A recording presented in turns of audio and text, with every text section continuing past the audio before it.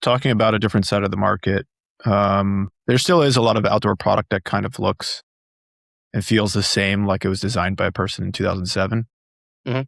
Why do you think that is? Because that legacy consumer wants it, for sure. I mean, when I have learned through experimentation what people like and what they don't like in the way you describe products through my content. Like, people don't like it when you talk about fashion at all, and that really Yeah. awakens that legacy market, like that previous 60%. They just want something that looks bare bones and looks like they've been buying it for the last 15 years, because there's this perception in the market that fashion and function cannot coexist.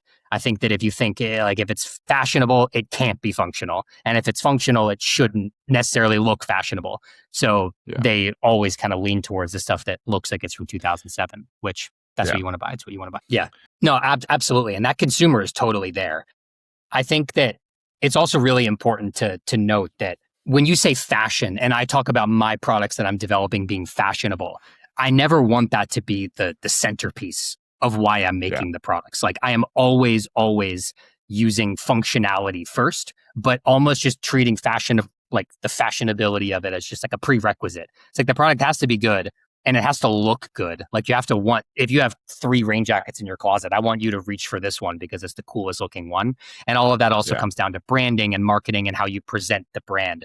So I think a really big pitfall is going to be people trying to say like, oh, we're a fashionable outdoor brand.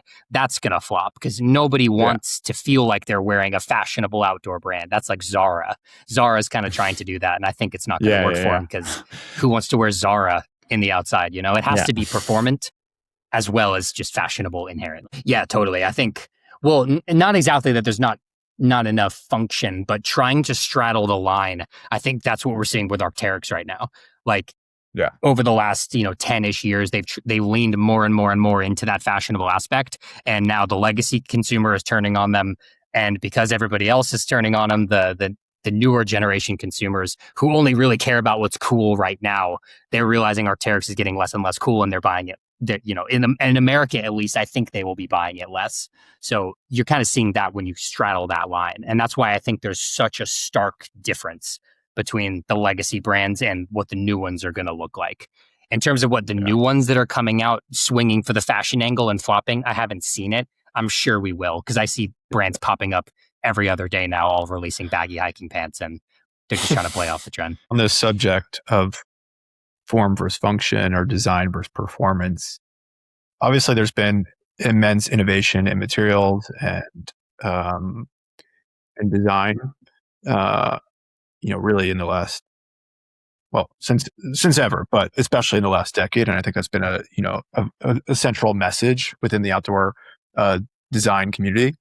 Do you think that we've reached a point where outdoor gear is technically good enough, or will we always be in a state of innovation and evolution? I think we'll always be in a state of innovation. I don't think that it's good enough, especially because so much of what we do now is made out of plastics. I think there's going to be a huge like renaissance in the next, probably a longer time horizon, like 20, 30 years, of bio-based fabrics, like people making stuff out of, algae and all of that. There are already startups that are making like jacket insulation out of algae, so we don't have to harm animals to get the goose down and stuff like that. Yeah. That'll always be there. And that's also, again, kind of harping back to what I mentioned earlier, why I love the outdoor industry, because there is true innovation. When you look at the streetwear industry, you can innovate as much as you can make a cool logo. It's all a branding exercise. Whereas in the outdoors, Yeah. you really can make a valuable product. And I think that'll always be the driving force.